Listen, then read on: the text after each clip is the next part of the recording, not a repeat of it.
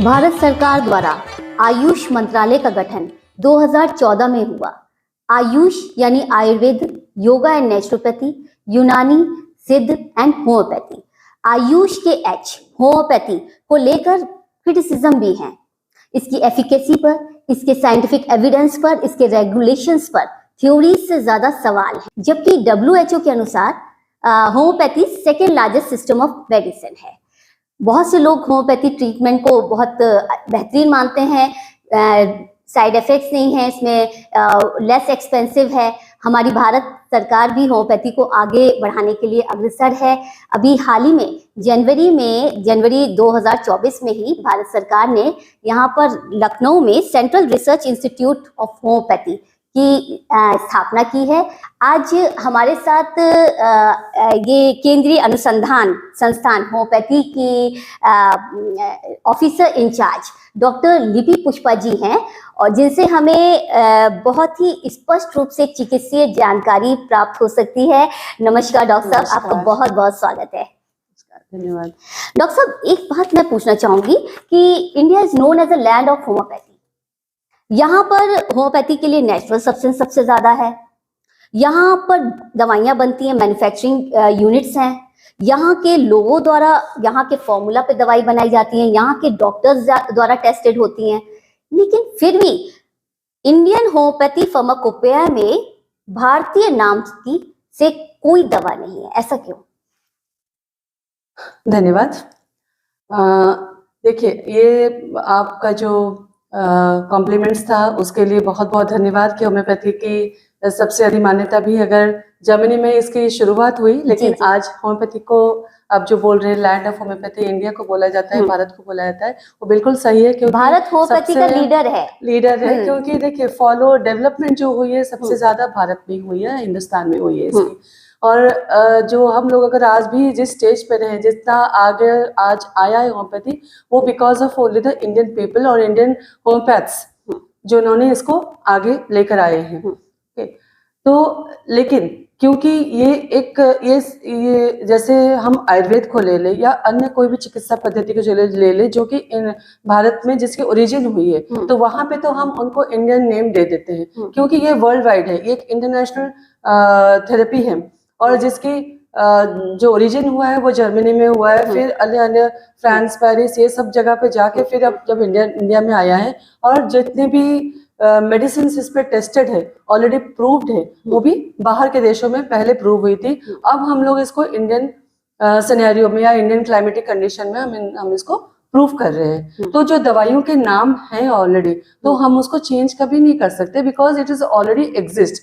अगर जो नई दवाइयां होती है, जैसे कुछ रेयर इंडियन मेडिसिन है, वो जो होती है वो हम लोग इंडियन जो नेम है उसके, लेकिन हम लोग उसको बॉटनिकल नेम पे ही हम लोग रजिस्टर करते हैं क्योंकि बाकी जो नाम है अगर हम देंगे इंटरनेशनली वो एक्सेप्टेबल नहीं होता है। एक इंटरनेशनल स्टैंडर्ड होता है, जिस स्टैंडर्ड पर वो नेम्स या क्लासिफिकेशन और नॉमेनक्लेचर जो होता है ना, वो एक्सेप्टेड होता है। तो बिकॉज ऑफ दैट, उसी रीजन से हम लोग उसको जो उसकी बॉटनिकल नेम है जितना भी, क्योंकि हमारी जो मेडिसिन बनती है चाहे वो जिस ओरिजिन की भी हो, जो बॉटनिकल नेम है वी ट्राई टू, वो इंडियन फार्माकोपिया हो, चाहे वर्ल्ड इंटरनेशनल फार्माकोपिया हो, ब्रिटिश फार्माकोपिया हो, वो रजिस्टर करते हैं। एक स्टैंडर्ड होता है, स्टैंडर्ड के तहत हम उसको नोमेनक्लेचर करते हैं। लेकिन जब देखिए बहुत सी जो कंट्रीज हैं वहां पर ये बैन है, बहुत सी जगह पे पार्शियली बैन है। जर्मनी जहां से शुरुआत हुई वहीं की सरकार इसको आगे नहीं बढ़ा रही है। हमारा जो भारत लीडर है होम्योपैथी में, India is known as a land of homeopathy. तो जब हमारे यहाँ के नेचुरल सब्सटेंस है, जैसे अगर तुलसी है जिसको ऑक्सीमम सैक्टम बोलते हैं, तो ये हम अपनी जर्मन और रोमन नाम में ही क्यों पड़े हुए हैं? हम अपनी पहचान ग्लोबली वर्ल्ड वाइड क्यों नहीं बना रहे हैं? ये तो देखिए, तुलसी जो है ऑक्सीमम, इसका विस्तार भी तो होना चाहिए होम्योपैथी का हमारी पहचान से। होम्योपैथी का विस्तार जरूर होना चाहिए और विस्तार हो भी रहा है। ऑक्सीमम सैंक्टम देखिए, अगर आप एग्जांपल ऑक्सीमम सैंक्टम का ले ले, ऑक्सीमम सैंक्टम जब पहले प्रूव हुआ था पहले कभी प्रूव हुआ था जब दूसरे कंट्रीज में प्रूव हुआ था, एंड इन द वो क्लाइमेटिक कंडीशंस अलग थी, है ना। तो उसको, लेकिन हम नाम के ऊपर अभी नहीं आ रहे, मैंने बाद में आऊंगी। जब वो क्लाइमेटिक कंडीशन से प्रूव थी, सब प्रूविंग सिम्टम्स आते हैं, तो प्रूविंग सिम्टम्स पर हमारी मटेरिया मेडिका बनती है। वो materia medica is the base for our prescription. जब हम प्रिस्क्राइब करते हैं उस मटेरिया मेडिका के सिम्टम्स पर प्रिस्क्राइब करते हैं, बिकॉज होम्योपैथी का जो हमारा प्रिंसिपल है लाइक क्योर्स लाइक्स, है ना, लाइक क्योर्स लाइक या सिमिलिया सिमिलिबस क्यूरेंटर। उसका मतलब ये होता है कि जो मेडिसिन जिस भी किसी पदार्थ में वो प्रॉपर्टी होता है कि किसी हेल्दी ह्यूमन बीइंग में अगर वो सिम्टम प्रोड्यूस कर लेता है, अगर आप उसको क्रूड फॉर्म में लेंगे, अगर आपके अंदर वो कुछ सिम्टम्स प्रोड्यूस करते हैं, वही सिम्टम्स को वो क्योर करने के, किसी डिजीज पर्सन में उसी सिम्टम्स को क्योर करने का भी उसका प्रॉपर्टी रखता है, और उसी बेसिस पर ही मेडिसिन बनती जाती है, बनाई जाती है। And it has a common name, एक नॉमेनक्लेचर, जो botanical name and a common name होता है। जब ये प्रूव हुआ था वर्ल्ड वाइड, इंटरनेशनली प्रूव हुआ था, उस समय उसको तुलसी कोई नहीं जानता था, उसको ऑसिमम सैंक्टम में ही जानते थे। It's not a German name, it's not a France name, it's not a English name, it is a botanical name which is acceptable all over the world. Plant based जो दवाइयां हैं उनका botanical name ठीक है, लेकिन जो mineral based हैं या जैसे नोजोड्स हैं, सार्कोड्स हैं, तो इसमें जो हमारे यहाँ हमारी मैन्युफैक्चरिंग यूनिट में हमारे यहाँ के लोगों के द्वारा बनी है और हमारे यहाँ टेस्टेड भी हुई हैं, तो उसको फिर हम अपने नाम भी तो दे सकते हैं। होम्योपैथिक में बदलाव भी तो आना चाहिए। जरूर दे सकते हैं। देखिए, जो हम तो ये बोलेंगे, यानी न्यू ड्रग जो प्रूव होती है, या फिर सिर्फ जो इंडिया में होती है, जो सिर्फ इंडिया में हुई हो और कहीं भी नहीं हुई हो, वहां पे तो हम जरूर कर सकते हैं। लेकिन जो प्रूव्ड ऑलरेडी ड्रग्स है, जिसको हम अभी रीप्रूव कर तो अभी 20-25 साल से कोई भी हमारी मतलब भारतीय नाम से दवा नहीं आ पाई। नहीं, इंडियन ड्रग्स, देखिए मैं बोल रही हूँ रेयर इंडियन ड्रग्स जो हमारी होती है, रेयर इंडियन ड्रग्स, उसमें बहुत सारी मेडिसिन ऐसी भी हैं जिनकी प्रूविंग पहले नहीं हुई है। जो अगर हम एनसाइक्लोपीडिया पे जाए, अगर हम मेट्रामेडिका के में जाएंगे ना, एलेंस एनसाइक्लोपीडिया पे जाएंगे, देखेंगे कि कितनी सारी मेडिसिन प्रूव हुई हैं और बहुत सारी मेडिसिन से जो प्रूव नहीं हुई है, तो उसको तो हम प्रूव कर रहे हैं। बिकॉज क्योंकि जब तक उनका, देखिए, नॉमेनक्लेचर हम वहां पे चेंज नहीं है, एक इंटरनेशनल स्टैंडर्ड पे नॉमेनक्लेचर नहीं चेंज है, तो हम उसको नॉमेनक्लेचर चेंज यहाँ पे नहीं कर सकते। बिकॉज जो इंडियन ओरिजिन होगी, जो सिर्फ इंडिया में प्रूव हुई है और कहीं नहीं, एनी काइंड ऑफ, तो ऐसी कोई दवा है जो इंडिया में प्रूव हुई है? अभी उन मेडिसिन पर, जैसे हमारे ड्रग प्रूविंग यूनिट्स है हमारी, तो ड्रग प्रूविंग यूनिट्स हमारा वही काम करती है, एंड स्टैंडर्डाइजेशन यूनिट्स, ये सब यही काम करती है कि न्यू ड्रग्स जो ऑलरेडी प्रूव हो चुकी है उनको, क्योंकि जो ऑलरेडी प्रूव हो चुकी है, जो सिम्टम्स ऑलरेडी हैं, अभी अगर हम इंडियन सिनेरियो पे उसको करते हैं तो सिम्टम्स और भी आते हैं, नए सिम्टम्स भी आ रहे हैं, या फिर हो सकता है कि वो जो पहले के सिम्टम्स थे वो बिल्कुल भी नहीं आ रहे, टोटली नए सिम्टम्स हम पा रहे हैं। लेकिन बिकॉज सिम्टम्स तो नए आ रहे हैं, and we are incorporating it with materia medica also. हमारी जो एग्जिस्टिंग मेट्रामेडिका जो हैनीमैन बोरिक की है, केंट की है, उसमें भी हम उनको इनकॉर्पोरेट कर रहे हैं, दो सिम्टम्स को हम इनकॉर्पोरेट कर रहे हैं, but with not a different name but the same names in which they have already been standardized। ठीक है, ये होता है। अभी जो प्रोसेसिंग चल रही है, काफी सारे नए मेडिसिन हैं जो कि अभी डिकोडिंग इसकी नहीं हुई है, बहुत सारी हैं, तो जब वो डिकोडेड हो जाएंगे, once it is proved and published, तो उसकी पब्लिश मतलब जब प्रूव हो जाके वो वेरीफाई हो जाते हैं, देन उसको डिकोडिंग किया जाता है। उसमें आपको जब न्यू इंडियन ड्रग्स होंगे, उसमें आपको इंडियन उसके नेम मिलेंगे। प्रूव और पब्लिश्ड की बात करी आपने, तो होम्योपैथी में जर्नल्स बहुत कम है, लोगों तक बात पहुंच ही नहीं पाती है। अगर देखिए, कोई डॉक्टर कहता है कि हाँ हमारे पास इस चीज का इलाज है, किसी के पास नहीं है। सपोज एक मैं एग्जांपल देती हूँ, गॉल ब्लैडर स्टोन्स ट्रीटमेंट। अगर कोई डॉक्टर कह रहा है कि हमारे पास डॉक्यूमेंटेड एविडेंस भी है, हमारे पास इसका इलाज है, मैंने पेशेंट को ट्रीट भी किया है, तो वो अगर उसका एक होता है ना कि एक अथॉरिटी हो कि जो इसको, हाँ अगर वो डॉक्टर कह रहा है तो उसकी बात में कितनी सत्यता है, इसकी जांच किस प्रकार होती है? देखिए, इसमें अगर आप जर्नल से बात करते हैं और रिसर्च की बात करते हैं, बहुत सारे ऐसे पब्लिकेशंस ऑफकोर्स आते हैं। आप जैसे बोल रहे हैं ना कि सभी बहुत सारे डॉक्टर्स चैलेंज करते हैं कि हमने ये ठीक कर दिया, कि वो ठीक कर दिया, ऐसे कर दिया, गॉल ब्लैडर स्टोन्स ठीक कर दिया, किडनी स्टोन्स ठीक कर दिया, ऐसे कर दिया।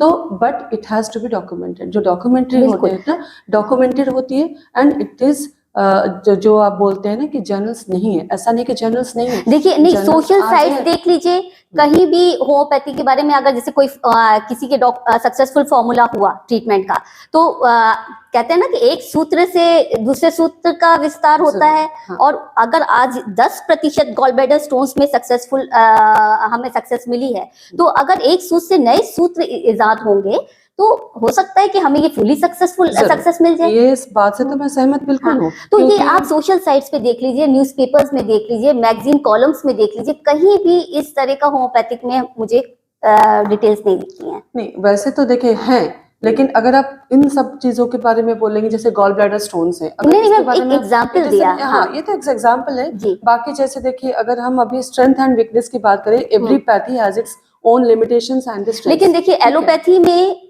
कुछ भी रिसर्च होती है फौरन वो न्यूज में आ जाता है, होम्योपैथी में क्यों नहीं आता? देखिए, allopathic and homeopathic are two different therapies with two different principles. दोनों के प्रिंसिपल्स अलग है। आप कोई भी सिस्टम ले लीजिए, चाहे वो आयुर्वेद हो, चाहे होम्योपैथिक हो, चाहे एलोपैथिक हो, आयुर्वेद में भी थोड़ा डिटेल्स है, हाँ, लेकिन नहीं। होम्योपैथी में डिटेल्स नहीं मिलती है। होम्योपैथिक में हाँ, पर्टिकुलर जगह पे इनॉग्रेशन हुआ, सेमिनार्स हुए, पर्टिकुलर जगह पे हमारा अब क्या क्या चीज हुई, लेकिन दवाइयों के बारे में जो पब्लिक जानना चाहती है, जो मरीज दवाइयों के जानना बारे में चाहता भी है। देखिए, हाँ। अगर हम भी अभी बात करें, हम लोग की जो काउंसिल है, हम लोग आपको अभी मैं आपको कुछ मैटर्स भी दूंगी, जिसमें कि हम ऑल ओवर, जैसे हम लोग कुछ कैंप्स करते हैं। एक राय नहीं बनती होम्योपैथी में। एक राय इसलिए नहीं बन पाती है क्योंकि it is based on the experience. It has not, हमारी एक दवाई सारे सिम्टम, जैसे आप एग्जांपल फॉर एग्जांपल दो, अगर आपको टाइफाइड है, ठीक है, आप एक एलोपैथिक फिजिशियन के पास जाते हैं, तो he has a antibiotic for the typhoid and all the physicians have the same antibiotic for the typhoid कि ये मेडिसिन इसके लिए है। लेकिन हमारी जो मेडिसिन होती है, we never give a specific, हमारी स्पेसिफिक्स नहीं होती है, हमारी सिम्टम बेस्ड होती है। We treat the person not the disease. हम पर्सन को ट्रीट करते हैं who has the disease and not the disease the person carries. इसलिए अगर हमारे पास 4 पेशेंट्स हैं सपोज टाइफाइड के, तो 4 पर्सन्स के 4 अलग अलग मेडिसिन आएंगी। कभी भी सिंगल मेडिसिन नहीं आ पाएंगे कि हम चारों को दे दें, या चारों लोग एक मेडिसिन से ठीक नहीं हो पाएंगे। बिकॉज ये डिपेंड इसलिए करता है क्योंकि चारों की कॉन्स्टिट्यूशंस अलग है, चारों की हैबिट्स अलग है, चारों के लाइक्स एंड डिसलाइक्स अलग है, चारों के मेंटल सिम्टम्स अलग है। Then how can you expect कि चारों की दवाइयां सेम हो सकती है? सपोज मेरे पास एक हाइपोथायराइड का केस आया, ठीक है, मैंने उसकी पूरी केस टेकिंग लिया from the starting, from its presenting complaints till its past history, family history, mental journals, physical journals, everything मैंने उसका लिया। उसके बाद मैंने टोटलिटी फ्रेम किया। टोटलिटी फ्रेम करने के बाद मैंने उसको मेडिसिन दिया, ठीक है। उस समय जब मेडिसिन देती हूँ, उनको हमने दिया, और दूसरा पेशेंट हाइपोथायराइड का आया, तब उसको भी मैं वही सिम्टम, उसको सिम्टम्स लेती हूँ, उसको पास्ट हिस्ट्री, फैमिली हिस्ट्री देती हूँ, और रिपोर्टाइज करती हूँ, टोटलिटी लेती हूँ, एंड आई गिव हिम और हर अ सेपरेट मेडिसिन। उनको उनके कॉन्स्टिट्यूशन के हिसाब से हम देते हैं, नेचर, उनका नेचर क्या है, वो मेडिसिन उनको कितना सूट करती है, ठीक है। हमारी मेडिसिन उसी हिसाब से बनती है, जो प्रूविंग होती है या मेटेरिया मेडिका बनती है, उस मेटेरिया मेडिका में सिम्टम्स उसी हिसाब से दिए गए हैं। हम उनको सिम्टम के बेस पर ट्रीट करते हैं। हमारे पास स्पेसिफिक्स नहीं होते हैं कि अगर हाइपोथायराइड का 4 पेशेंट या 10 पेशेंट आ गए, हम उनको एक एक एल्केरिया का भी दे देंगे और कोई मेडिसिन हम नहीं देंगे, ऐसा नहीं होता। या फिर पेशेंट उससे ठीक भी नहीं होता है, कभी नहीं ठीक होता है। अच्छा, होम्योपैथी में इतने मिथ्स और कंफ्यूजन क्यों है? देखिए, कंफ्यूजन है नहीं, confusion it is in the mind of the people. जो समझ लिया उसके लिए कोई कंफ्यूजन नहीं है। अगर आज की डेट में आप हम देखेंगे, देखिए, कुछ डॉक्टर्स कहते हैं कि होम्योपैथी में बहुत परहेज रखना चाहिए, प्याज लहसुन नहीं खाना है, और कुछ कहते हैं कि नहीं, कुछ ऐसा, फर्क ये नहीं तो पड़ता। मिसकंसेप्शन है। हाँ, हम ऐसा नहीं बोलेंगे तो वही कि नहीं, हम ये हाँ, भी बोलेंगे कि हाँ, क्योंकि देखिए, होम्योपैथिक में अभी देखिए, मैंने जैसे आपको बोला ना, पे जो मेडिसिन आपकी हैं बहुत सारी सोर्सेस से बनती है। आपका प्लांट ओरिजिन भी है, आपका एनिमल ओरिजिन भी है, आपका इसमें मिनरल ओरिजिन भी है, आपका इम्पॉन्ड्रेबिलिया भी है, आपका नोजल्स एंड सार्कोट्स भी है, बहुत सारे ओरिजिन्स हैं, ठीक है। तो अगर हम इतने सोर्सेस से मेडिसिन अगर ले रहे हैं, तो एंड ऑल किसी ना किसी का जो मेडिसिनल इफेक्ट है सबका मेडिसिनल इफेक्ट कुछ ना कुछ रहता है, and we should have that knowledge कि किस मेडिसिन का क्या इफेक्ट रहता है और कौन सा मेडिसिन किसका एंटीडोट हो सकता है। ठीक है, सपोज मैं अगर किसी कोई मेडिसिन हम देती हूँ और मैं प्याज अगर मना कर रही हूँ, तो मतलब मुझे जानना जरूरी है कि क्योंकि प्याज से भी हमारी मेडिसिन बनती है, जैसे एलियम सेपा, लहसुन से मेडिसिन बनती है एलियम सटाइवा। ठीक है, इफ एलियम सेपा अगर अगर मैं बोलती हूँ कि प्याज नहीं खाना, एंड आई नो कि एलियम सेपा का इस मेडिसिन के साथ रिलेशन क्या है, जो मेडिसिन मैंने प्रिस्क्राइब किया, सपोज मैंने ब्रायोनिया प्रिस्क्राइब किया है, अगर मैं बोलती हूँ तो मुझे I should have the knowledge कि क्या ब्रायोनिया को ये एलियम सेपा नुकसान कर सकती है, नहीं करती तो आई डोंट केयर, आप ले सकते हो प्याज। ठीक है, बट क्योंकि इनका जो जितने स्ट्रॉन्ग मेडिसिन, जैसे स्ट्रॉन्ग स्मेलिंग मेडिसिन हम बोलते हैं, कैम्फर है, आपका एलियम से पजे प्याज है, इसका स्ट्रॉन्ग स्मेल है, लहसुन का स्ट्रॉन्ग स्मेल है, सल्फर, तो इन सबको कभी भी आप जब भी मेडिसिन ले, हम बोलते हैं एम्प्टी स्टमक मेडिसिन लेने के लिए, तो मेडिसिन के आधे घंटे पहले आधे घंटे बाद आपके मुंह में कुछ नहीं होना चाहिए। कोई भी मिक्स, हम नहीं चाहते कि कोई भी चीज अगर स्मेल से या फिर टेस्ट से या किसी चीज से उसका मिक्सचर हो मेडिसिनल एलिमेंट के साथ, ताकि ऐसा कुछ इफेक्ट ना पड़े। लेकिन जैसे होता है ना कि अब होम्योपैथी डॉक्टर प्रिस्क्रिप्शन नहीं देते, कि बताते नहीं पेशेंट को कि ये हम कौन सी दवा दे रहे हैं, इसका स्रोत क्या है। कंसेप्शन है, देखिए कौन नहीं करता ये तो हम नहीं जानते, बट अगर आप हमारे पार्ट में जाएंगे एज अ गवर्नमेंट इंस्टीट्यूशन, सारे गवर्नमेंट इंस्टीट्यूशन आप कोई भी चाहिए, आप देखेंगे उनके प्रिस्क्रिप्शन पे मेडिसिन जरूर लिखा होगा। सभी हमारे जो खुद भी हम लोग लिखते हैं, हम अपने पास एक केस रिकॉर्ड रखते हैं जिसमें कि हम सारे पेशेंट्स की केस लेते हैं, हिस्ट्रीज लेते हैं, उस पर रखते हैं, और पेशेंट को एक प्रिस्क्रिप्शन कार्ड देते हैं, 2-fold प्रिस्क्रिप्शन कार्ड देते हैं जो से चलता रहता है, and in that prescription card he has all the medicine. Universal standard follow क्यों नहीं करते? In the sense universal standard, I mean कि अगर गवर्नमेंट उसमें दे रहे हैं तो प्राइवेट में क्यों नहीं देते? प्राइवेट क्लिनिक्स में नहीं, उनको भी जो इवन जो होम्योपैथिक की शीशियां होती हैं उसमें भी रैपर में भी नहीं मेंशन होता है, और कभी कभी वो शीशियां भी बदल देते हैं, दवाइयां किसी और चीज की हैं, शीशी किसी और चीज। देखिए ये तो बाय रूल नहीं है, एज अ गवर्नमेंट हो या प्राइवेट हो, एज जो हमारी स्टैंडर्ड कहती है ना, जो फार्माकोपिया भी बोलती है, जो हमारा स्टैंडर्ड भी बोलता है, गवर्नमेंट भी जो बोलता है कि यू हैव टू राइट, जो एनएबीएच के प्रोटोकॉल्स है हमारी, तो हमारी उस पे प्रोटोकॉल्स है कि आपको नाम लिख के देना है। इवन आप हमारे काउंटर पे जाएंगे, आपको जो सीसिया भी मिलेंगी और सीसिया को जो एनवेलप भी मिलेगा, इवन एनवेलप पे भी हम नाम लिख के देते हैं, और नंबर 1, नंबर 2, नंबर 3 कैसे खाना है वो भी बता के रखते हैं एनवेलप पे इटसेल्फ।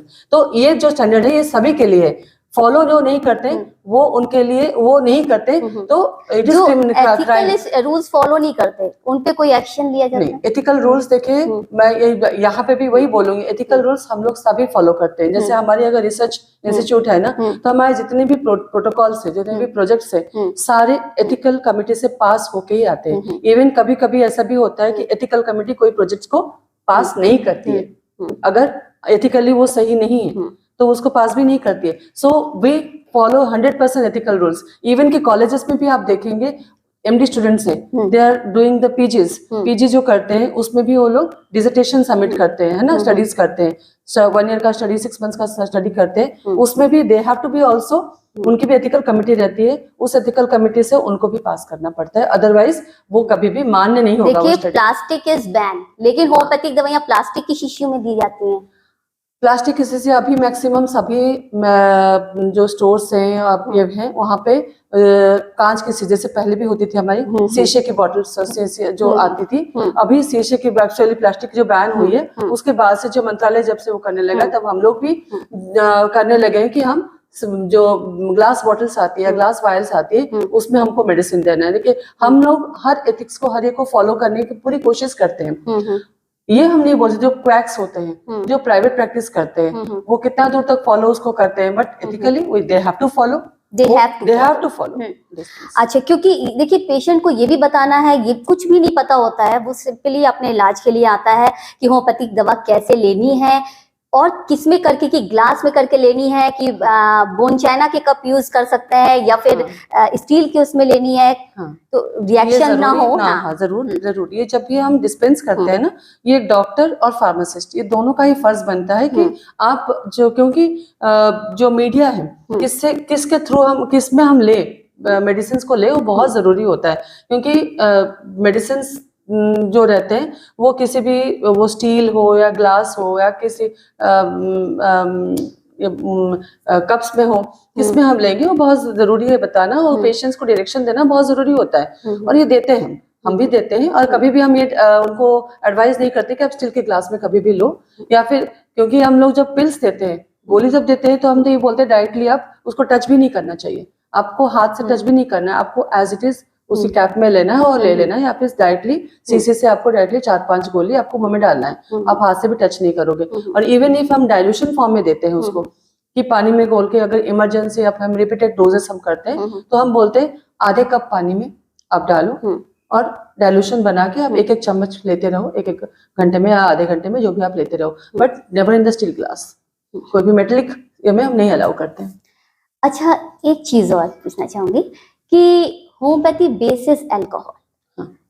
कहते हैं ना कि 90% मदर टिंचर में अल्कोहल की मात्रा होती है। हाँ, अल्कोहल हमारे चरित्र, प्रवृत्ति और प्रकृति को सूट नहीं करता, जरूर।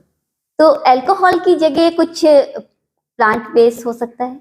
नहीं, एक्चुअली अल्कोहल बेस इसलिए बनाया गया है ना कि it's acts as a preservative, और वो व्हीकल है, वो that is only a vehicle, वो आपके बॉडी को हार्म नहीं पहुंचाता है, it only acts as a vehicle, कि आप किस में, सपोज आप एक जगह से दूसरी जगह को जाना है, आपको एक डेस्टिनेशन से, गोमती नगर से आपको अगर जानकीपुरम आना है, you have to hire a vehicle, है ना, उस व्हीकल से आपके नेचर पर फर्क नहीं पड़ जाता है, मेडिसिन का जो नेचर है उस व्हीकल से फर्क नहीं पड़ता है, मेडिसिन का nature as it is intact है, only a vehicle it is hiring, एक जगह से दूसरी जगह जाने को, एक जगह से अपने बॉडी में वर्क करने के लिए उसको कहीं ना कहीं व्हीकल चाहिए, उस vehicle, and alcohol is used because it's acts as a preservative, और जो मात्रा में अल्कोहल ली जाती है दैट इज वेरी मिनिमम, वो आपके बॉडी को कहीं पे भी नुकसान नहीं क्या ये पहुंचाती। छोटे बच्चे, प्रेग्नेंट लेडीज या फिर लिवर के मरीजों के लिए सभी सेफ के है? लिए safe है। 100% सेफ? 100% safe है। हेपेटो प्रोटेक्टर सभी के लिए सेफ है, ये तो हम भी बोल सकते हैं, और ज्यादातर के छोटे बच्चे,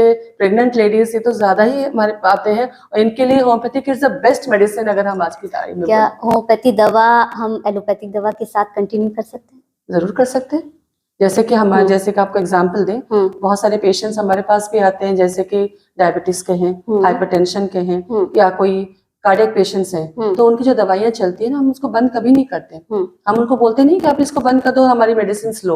okay, if they are coming for the treatment of that particular, अगर वो बोलते हैं कि नहीं मुझे ब्लड प्रेशर में रहता है और आप मुझे होम्योपैथिक मेडिसिन दो, मुझे एलोपैथिक मेडिसिन नहीं खानी है, या मैं जो खा, तो हम इनको यही बोलते हैं कि आपका कितना है बीपी, क्या रहता है, मॉनिटरिंग करते हैं, या शुगर के पेशेंट्स जो ऑलरेडी जब मेडिसिन पे चल रहे हैं, ओके, एंटी डायबिटिक मेडिसिन पे चल रहे हैं, तो मीठी गोलियां शुगर के पेशेंट को कैसे आप?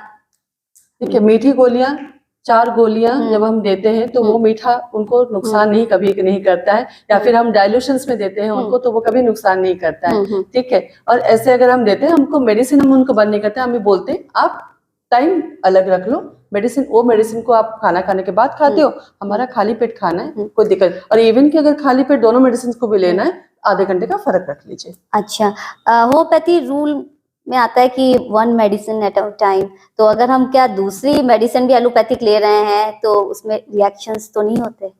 वही जैसे मैंने आपको बोला ना, अगर जैसे सपोज एक बहुत जरूरी बात कि अगर किसी कैंसर पेशेंट की रेडियो थेरेपी हो रही हो या कीमोथेरेपी हो रही है, तो क्या वो होम्योपैथिक दवा ले सकता है क्योंकि उसमें अल्कोहल कंटेंट? नहीं, मतलब जैसे बोले ना कि अल्कोहल कंटेंट जो होता है वो बहुत ही मिनिमल होता है, कि ताकि ओनली से व्हीकल वो नुकसान नहीं करता है, और हम मेन डिपेंड करता है कि डोज पर, कि हम उसको डोज क्या दे रहे हैं, it's not the alcohol content, it is a dose which you are giving. जैसे आपके कैंसर का पेशेंट बोला, या फिर एनी ऑर्गन डैमेज पेशेंट्स हो गए, या फिर ऐसे कोई क्रिटिकल पेशेंट्स हो गए, हम कोशिश करते हैं, and it's a rule also हम लोगों को जो ये है एडवाइजेबल, कि हम उनको मिनिमम डोज देते हैं, and it's the lowest potency what we give, 6 potency में ऐसे देते हैं हम उनको, ताकि कोई भी हायर पोटेंसी ना दे जिस पर कि उनको इफेक्ट करे। इट इज अ मेडिसिन का डोज पोटेंसी होता है जो उनको इफेक्ट करता है, नॉट द व्हीकल। अच्छा, पोटेंसी के अकॉर्डिंग ही जितनी हाई पोटेंसी होगी उतनी ज्यादा इफेक्टिव होगी, स्ट्रांग होगी मेडिसिन, ऐसा बोलते हैं। हाँ। तो अच्छा, एक मेरे जहन में एक सवाल है कि देखिए, एक नदी का पानी है, जैसे उसमें अगर थोड़ी सा कुछ ड्रॉप्स पॉइजन की मिक्स कर दी जाए तो क्या पूरी नदी पॉइजनस हो जाएगी? उसमें विग्रस इतना डाइल्यूशन होता है। तो होम्योपैथिक दवा कैसे इफेक्ट करती है कि अगर छोटी सी मात्रा उसकी डाइल्यूट होते होते पोटेंसी बढ़ती जाती है उसकी? आपने थोड़ी हाँ। देर पहले पूछा ना मिस्ट्री, हाँ। Homeopathy is mysterious. Yeah, इसी हाँ। मिस्ट्री को सॉल्व ही अभी करने के लिए, क्योंकि सबसे बड़ा चैलेंज हमारे लिए भी यही है कि ड्रग स्टैंडर्डाइजेशन, कि हम मात्रा को जाने कैसे। ओके, 7x तक तो हम लोग जैसे मेडिसिन का उसकी मात्रा जान पाते हैं, लेकिन उसके बाद एवोगाड्रो नंबर के बाद वही होता है कि हम उसमें मात्रा जान नहीं पाते। उसके बाद वो डाइल्यूशन हो जाता है कि आप जैसे बोले कि पॉइजन, पूरा का पूरा पॉइजन, ओके, वो पूरा पॉइजन नहीं होता है, लेकिन हम यहाँ पोटेंटाइजेशन करते हैं इसको। It is not only mixing, it is not only diluting, it is potentizing, जिससे क्या होता है कि एनर्जी ट्रांसफर होती है। There is energy transfer, it's not the medicine transfer, the energy transfer. एक मेडिसिन का जो एनर्जी है वो दूसरे पोटेंसी में ट्रांसफर होती रहती है, and more it is gets potentized, more the energy energized हो जाता है और इफेक्टिव ज्यादा रहता है। And it has been, medicine भी प्रूव हुए हैं, मेडिसिन के जो प्रूफ्ड है उसके आर्टिकल्स भी हैं, उसके जर्नल्स पे, जैसे आपने बोला ना जर्नल्स बहुत सारे हैं। एंड वो हम तो ये बोले जो जर्नल्स हैं एक्चुअल अच्छे जर्नल्स है, दैट वर पीयर रिव्यूड, वो पीयर रिव्यूड जर्नल्स है, जो कि नॉर्मल मैगजीन और जर्नल से काफी अलग है। जो जर्नल्स हैं लेकिन सफिशिएंट नहीं है। आप सफिशिएंट अगर आप जाएंगे वर्ल्ड वाइड पे बहुत सारे जर्नल्स, आर्टिफिशियल इंटेलिजेंस का टाइम है, उसमें हम काफी कुछ हेल्पफुल हो सकता है ये, लेकिन अभी भी आप सोशल साइट पे देख लीजिए, कहीं भी मुझे इस तरह का चीज नहीं मिली। मैंने अभी सर्च की, देखिए वो डिपेंड करता है कि आप एक थेरेपी को हम कभी भी क्रिटिसाइज नहीं करेंगे। इट्स अ वी पीपल, नहीं आप नहीं करेंगे, लेकिन पब्लिक क्रिटिसिज्म बहुत है। who make it, हम बोल रहे हैं ना, हम जो लोग प्रैक्टिस इसको कर रहे हैं ना, कहीं ना कहीं वो रिस्पॉन्सिबल है इस चीज को वो पब्लिक को समझा नहीं पाते। वो रिस्पॉन्सिबल है, it's not a therapy is never mysterious. Therapy तो एज इट इज आज भी वही है। अगर आपको लोगों को समझाना, अगर आज नहीं होती, अगर ये इफेक्टिव नहीं होती, इतने लोग आज इस सिस्टम की ओर कभी ना। अच्छा, होम्योपैथिक कौन कौन सी असाध्य बीमारियों में कारगर रही है? देखिए, असाध्य बीमारियों पे अगर आप देखें, मैं आपको ये बोले, बच्चों के हर किस्म की बीमारी, हर किस्म के बच्चों की जितनी बीमारियां आप होती हैं, आप अगर होम्योपैथिक बच्चा लेता है एक्सक्यूज मी, तो वो उन पर कारगर होती है। और दूसरा क्रॉनिक डिजीजेस, जितने भी क्रॉनिक डिजीजेस आपके होते हैं, आज आप देख लीजिए, अगर आप लंबर स्पॉन्डिलोसिस देखेंगे, सर्वाइकल स्पॉन्डिलोसिस देखेंगे, मैक्सिमम पेशेंट्स आते हैं होम्योपैथिक में, जहाँ पे कि लोग उनको ऑपरेशन के लिए कर देते हैं, लेकिन फिर भी पेशेंट्स आके they are manageable under homeopathy. ठीक है, बहुत दिन तक उनको मेडिसिन उनको एलोपैथिक लेना नहीं पड़ता, जहाँ पे कि स्टेरॉइड्स द ओनली मेडिसिन, जहाँ पे एलोपैथिक में सिर्फ स्टेरॉइड्स होता है। ओके, तो वहां पे भी हमारी मेडिसिन काम करती है। उस सब जगहों पे भी आप एनी कोई भी क्रॉनिक डिजीज का आप ले लीजिए, इवन एनी डिप्रेशन का केस लीजिए, मेंटल डिसऑर्डर ले लीजिए, और फिजिकल आप किडनी यूरोलिथेसिस ले लीजिए, किडनी स्टोन में आप ले लीजिए। यहाँ पे आप कभी भी कोई पेशेंट आपको बोलेगा नहीं कि हम एलोपैथिक मेडिसिन लेंगे, होम्योपैथिक लेते हैं, वो आराम से निकलता है स्टोन। क्या ये बाय बर्थ और जैसे सिंड्रोम्स वगैरह हैं, तो उनमें भी इफेक्टिव है कि कारगर है कि कुछ अभी हेल्पफुल हो? हम अभी नहीं बात कर सकते, क्योंकि अभी उस पर स्टडी चल रही है।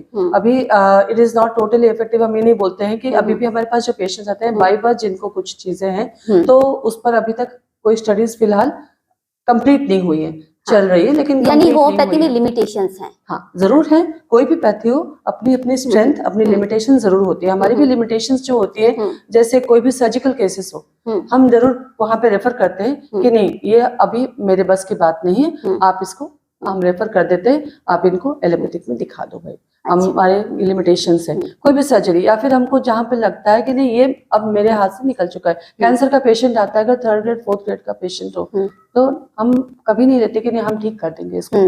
ठीक है, गॉल ब्लैडर ऑब्स्ट्रक्शन का केस है, हम नहीं बोलेंगे कि हम ठीक करेंगे, आप भेजो, हम रेफर करते हैं, and it is wise to refer. क्या ये बोन रिग्रो या फिर स्टेम्स और टिश्यूज रिबिल्ड कर सकते हैं? कर सकते हैं स्टेम सेल्स पर, उसका भी स्टडीज अभी जो प्रेजेंट स्टडीज जैसे जिनके अगर नी रिप्लेसमेंट बता दिया, हिप रिप्लेसमेंट बता दिया, तो उनके लिए भी कुछ होम्योपैथिक दवाइयाँ? देखिए, कुछ चीज नहीं, रिप्लेसमेंट्स के लिए तो आई करेंगे, लेकिन हाँ जरूर हम बोलेंगे कि रिप्लेसमेंट अगर आप प्रॉपर टाइम में ट्रीटमेंट शुरू करते हैं तो आपको हिप रिप्लेसमेंट या बोन जो भी जॉइंट रिप्लेसमेंट से आपको बचा जरूर सकती है। You can manage well. अगर आप प्रॉपर टाइम में आप ट्रीटमेंट इनिशियल स्टेज पे ट्रीटमेंट शुरू हो जाती है तो रेगुलरली अगर पेशेंट मेडिकेशन पे है वो तो उसको हम प्रिवेंट कर सकते हैं। क्योंकि आप जानिए होम्योपैथिक मेडिसिन आयुर्वेद को बोला जाता है कि Ayurveda prevent the disease and homeopathy cure the disease. Yes, देखिए आयुर्वेद में है प्रिवेंटिव, दोनों अलग अलग एस्पेक्ट की हैं। Ayurveda prevents disease and homeopathic cures disease. Homeopathic cures disease इसलिए बोलते हैं कि होम्योपैथिक आपके इम्यून सिस्टम को रिजेनरेट करता है या एक्टिवेट करता है। ओके, जो एक हमारी होती है वाइटल फोर्स या वाइटल एनर्जी जिसके तहत कि हम सभी काम करते हैं, अब जिसके तहत we are healthy human beings. तो वाइटल फोर्स जब वीक हो जाता है तब हम डिजीज पर्सन में वाइटल फोर्स वीक हो जाता है, vital principle, vital energy, whatever you tell, तो वो वीक हो जाते हैं। तो बस उसको जब हम एक्टिवेट करते हैं, इग्नाइट करते हैं, that is the power of homeopathy. हम इग्नाइट करते हैं and itself the same vital principle again stands up to fight against the diseases and वो खुद ही आपका बॉडी आपको आपका फाइट करता है एंड आपका इम्यूनिटी जो है ना उसको एनहांस कर देती है आपकी होम्योपैथी। इसलिए बोला था कि इट क्योर्स। क्योर्स कैसे करता है कि इम्यूनिटी स्ट्रांग हो जाती है, इम्यूनिटी को बूस्ट करता है, it acts as a immunity booster, as a result of which your body itself is now visible, now ready to fight against the homeopathy disease. क्या पर्सनैलिटी भी चेंज कर सकती है व्यक्ति की? नहीं, पर्सनैलिटी देखिए किसी की हम चेंज नहीं कर पाते, किसी की जो भी पर्सनैलिटी है, हाँ अगर वो पर्सनैलिटी बाद में चेंज हुई हो, okay, it is if it is acquired by birth जिसकी है वो नहीं होती, लेकिन if it is acquired of course it helps to change. अच्छा, हमारी जो मुख्य चिकित्सा पद्धति है, सारे संसाधनों के होने के बाद भी एक धारा में क्यों नहीं आती? Ayurveda, homeopathy, even allopathy. अगर सर्जरी एलोपैथी में हुई है तो ये pre surgery Ayurveda, post surgery homeopathy, तो एक धारा में क्यों नहीं आ रही है? देखिए अभी इसके लिए तो मेरे ख्याल से बहुत सारी स्टडीज हैं, बहुत सारी अभी अगर आप पुराने जमाने को देखें तो नहीं थी, लेकिन अभी आज के डेट में ये हो चुकी है। जैसे कोई बहुत सारे एलोपैथिक फिजिशियंस हैं, दे रिकमेंड होम्योपैथी। आने का जब वो सर्जरी करते हैं, पोस्ट सर्जरी देखिए आने का, जब सर्जरी के टाइम में भी वो आने का रिकमेंड करते हैं पेशेंट्स को कि वो जानते हैं कि आने का इफेक्ट क्या है। तो बहुत सारे पेशेंट्स और जो भी आपके एलोपैथिक फिजिशियंस है जो अच्छे good, there are very number of allopathic physicians, वो अपने मेडिसिन के साथ वो फिर बोलते हैं कोई स्किन के सिम्टम्स हो, कोई बच्चों के डिजीज हो या और भी कोई क्रॉनिक डिजीज हो, they give the allopathic medicines and they recommend that you please take homeopathic medicines। इससे आपका अच्छा मैनेजमेंट हो जाएगा। ये मेडिसिन आप लेंगे तो आपका साइड इफेक्ट्स आता रहेगा। होम्योपैथी में साइड इफेक्ट्स कितने हैं? अगर हम बोलेंगे zero, it's zero side effect, but okay आप कभी बोल सकते हैं कि जो एक नोशन है लोगों में कि होम्योपैथिक लेने के बाद चीजें बढ़ जाती हैं। बहुत सारे लोगों में ये प्रीकंसेप्शन है कि लोगों में हम मेडिसिन देने के बाद चीजें बढ़ जाती है, या फिर लोग बोलते हैं कि बढ़ाने के लिए दी जाती है, उसके बाद फिर धीरे धीरे कम होता है। ऐसा नहीं है। जो बढ़ जाती है ना, जिसको बोलते हैं बढ़ जाती है, वो that is only homeopathic aggravation. जब हम मेडिसिन देते हैं, जब जैसे मैंने बोला ना जो वाइटल फोर्स वीक होते हैं, तो हम जब उसको इग्नाइट करते हैं, जो इग्नाइट करने के लिए क्या करते हैं, जब एक वो जो वीक है ना, थोड़ा सा उससे हाई डोज या हाई पावर का हम मेडिसिन देते हैं ताकि it will be capable of igniting it. और वो जब मेडिसिन उसको वो पावर मिल जाती है तो वही पावर होती है जो कि वो डिजीज फोर्स है, और हमारी मेडिसिन उससे थोड़ी सी ज्यादा होती है। और वो लगता है जब हम देते हैं मेडिसिन, तब जो सिम्टम्स, एग्जिस्टिंग सिम्टम्स थोड़ा सा बढ़ जाती है, that is only homeopathic aggravation. मतलब सेम चीज हमारी जो मेडिसिनल ये है वो चल रही है and after that it comes. लेकिन बहुत सारे केसेस में आपको देखने को नहीं मिला, it's only for a few minutes और सेकंड्स और फॉर अ फ्यू आवर्स, उससे ज्यादा कभी नहीं होता है। देखिए डिपेंड्स कि जरूरी नहीं है कि पर्टिकुलर पर्सन को कोई चीज सूट कर रही है। लाखों में एक केस भी हो जाता है कि उसको नहीं पता कि कौन सी चीज सूट करेगी, कौन सी नहीं। किसी को मूंगफली नहीं सूट करती, किसी को गेहूं में कोई पर्टिकुलर प्रोटीन होता है वो नहीं सूट करता है, एलर्जीज होती है। और अगर उसने कोई होम्योपैथी दवा ले ली और उससे अगर उसकी लाइफ पे बात आ जाती है, तो क्या कोई एंटीडोट है होम्योपैथी में? जैसे सपोज पेंसिलिन है, किसी को जिसको सूट नहीं करता, उसमें अगर एक सिंगल ड्रॉप भी अगर उसको अंदर जाए तो फिर वो एक लाइफ पे आ जाती है जरूर, बात, हाँ, बात तुरंत सही है। डॉक्टर एंटीडोट इंजेक्ट करके उसको नॉर्मलाइज करता है। तो क्या होम्योपैथी में भी ऐसी कोई हाँ है, एंटीडोट्स हैं? अभी यहाँ होम्योपैथिक में भी है। हम्म, जैसे होम्योपैथिक में एंटीडोट, अगर यूनिवर्सल एंटीडोट की बात करें, हम नक्स भूमिका है। कोई भी जैसे हम लोग भी अपने कोई भी अगर एलोपैथिक मेडिसिन से, स्टेरॉइड से साइड बैड इफेक्ट्स होकर कोई पेशेंट भी आता है कि उसको बढ़ जाता है, तो तुरंत हम इसको नक्स भूमिका की एक डोज देते हैं और उसके बाद हम उसका ट्रीटमेंट शुरू करते हैं। उसके बाद सिमिलरली आप कोई भी मेडिसिन का, इवन हम ये नहीं बोलते कि नहीं होता है। सपोज कोई पेशेंट, इडियोसिंक्रेटिक पेशेंट जिनको हम बोलते हैं कि कोई पर्टिकुलर चीज को सेंसिटिव है, उस पर्टिकुलर हमने उसको मेडिसिन दे दिया, हमने उनको पता नहीं था या फिर उसको हिस्ट्री में उसने बताया नहीं था, और हमने वो मेडिसिन उसको दे दी। एंड सपोज सल्फर, बहुत सारे पेशेंट्स सल्फर को रिएक्ट करते हैं, हमने सल्फर दे दिया और सल्फर से उसका एग्रेवेशन हो गया या ज्यादा बहुत सारी चीजें बहुत ज्यादा बढ़ गई, तो we have to antidote it arnica का इमीडिएटली। एंटीडोट है? सब आर्निका आर्निका। का इफेक्ट, साइड इफेक्ट ऐसे कुछ होता नहीं। और अगर एवरी मेडिसिन, आर्निका में साइड इफेक्ट्स नहीं होता है, नहीं होता है। अगर इनके सेंसिटिविटी हो गई, अगर उसको इंटेस्टाइनल क्योंकि ब्लीडिंग या फिर कुछ, arnica has a role, arnica has a potential. अगर नहीं सूट की, लाखों में एक व्यक्ति को नहीं की, मैं उस बात कर रही हूँ, है ना? एंटीडोट तो सभी का होता है। जैसे जितनी भी मेडिसिन हमारी होती है हाँ। ना, जितने भी number of medicine all have the relationship. कोई कौन सा कंपैटिबिलिटी है, इसके साथ कौन से हम दे सकते हैं, कौन से हम नहीं दे सकते, बहुत सारी चीजें हैं। तो हर एक मेडिसिन का है, अगर आप मेडिसिन डिटेल्स पढ़ेंगे तो सभी में आपको हर एक का एंटीडोट भी मिलेगा, हर एक का आपको रिलेटिव कंपैटिबिलिटी भी मिलेगा, है ना? तो ऐसा दिक्कत नहीं। लेकिन यूनिवर्सल एंटीडोट अगर हम बोलेंगे नक्स भूमिका, तुरंत हम देते हैं। अच्छा, आपकी चिकित्सा पद्धति का कोई खास अनुभव हो जो आप हमसे शेयर करना चाहें? देखिए, चिकित्सा पद्धति में अगर मैं इस रिसर्च इंस्टीट्यूट में हम बात मैं करूं तो 2009 से लेकर 2024 ये मेरा जर्नी अभी तक का है as a research officer. And इस जो जर्नी में हमने तो मैंने काफ़ी सारे क्लिनिकल वेरिफिकेशन प्रोजेक्ट में काम किया, क्लिनिकल रिसर्च पे भी काम किया, ड्रग प्रूविंग में भी काम किया, बहुत सारा। लेकिन क्लिनिकल रिसर्च स्टडीज़ में अगर मैं देखूं तो मैंने सबसे ज़्यादा स्किन के डिसऑर्डर में काम किया, जैसे विटिलिगो, जिसको हम आप लिकोडर्मा बोलते हैं। उसका एक leucoderma is a broader aspect, उसका छोटा एस्पेक्ट है विटिलिगो, जिसका भी कोई भी कॉजेशन नहीं होता है, and we got a white spot. तो उस पर मेरा सबसे ज्यादा स्टडी रहा है। जब मैं पहले पुरी में भी पोस्टेड थी तो वहां पे भी मैंने इस पर 5 साल काम किया था, और लखनऊ आने के बाद भी लखनऊ में भी मैंने इस पर 3 साल इस पर भी काम किया है, विटिलिगो पर, है ना, जो व्हाइट स्पॉट्स होते हैं। और दूसरी बात आप देखेंगे एडिनोलिम्फेंजाइटिस जो केसेस होती है, फाइलेरिया जिसको हम बोलते हैं, तो पूरी क्योंकि वो बेल्ट था फाइलेरिया का, तो वहां पे मैंने इस पर भी काम किया है। और बाकी आप देखेंगे अभी मेरा हाइपोथायराइडिज्म का स्टडीज है, तो उस पर हम कर रहे हैं। माइग्रेन है, इस पर भी हम बहुत अच्छा हमारा रिजल्ट है माइग्रेन का, बहुत सारे अच्छे अच्छे केसेस हैं। ओवरियन सिस्ट है, फाइब्रोएडिनोमा है, इन सब पर जितने भी फीमेल डिजीजेस होती हैं, यूट्राइन फाइब्रॉइड है। ऑफ कोर्स यूट्राइन फाइब्रॉइड की हम ये नहीं बोलते कि साइज हम कम कर देते हैं, लेकिन जो सिम्टम्स हैं उसके चैलेंजिंग सिम्टम्स, ब्लीडिंग होती है या फिर प्रोट्रैक्टेड ब्लीडिंग होती है, पेन होता है, वो सब हम अपनी मेडिसिन से हम जरूर कम कर पाते हैं। And we have number of articles for that. And PCOD जो पॉलिसिस्टिक ओवेरियन डिजीज होती है, वो बहुत हाईली इफेक्टिव है होम्योपैथिक मेडिसिन उस पर। Any kind of menstrual irregularities बहुत अच्छा उस पर इफेक्टिव है होम्योपैथी। देखिए, बहुत अच्छी जानकारी आपने हमें दी, बहुत उपयोगी जानकारी। अगर आपकी कोई और क्वेरीज हो, कोई कुछ और जानना चाहते हो, तो कमेंट बॉक्स में लिखिए। और अगर सारी चीजें आपको ठीक लग रही हैं तो इंफॉर्मेटिव वीडियोस को, चैनल्स को आप आगे बढ़ाने के लिए इसको सब्सक्राइब करिए। और बहुत बहुत शुक्रिया कि आपने अपना बहुमूल्य समय यहाँ पर दिया। और हम चाहते हैं कि ये रिसर्च अनुसंधान आगे जाए और इसकी पहचान पूरी दुनिया में बने।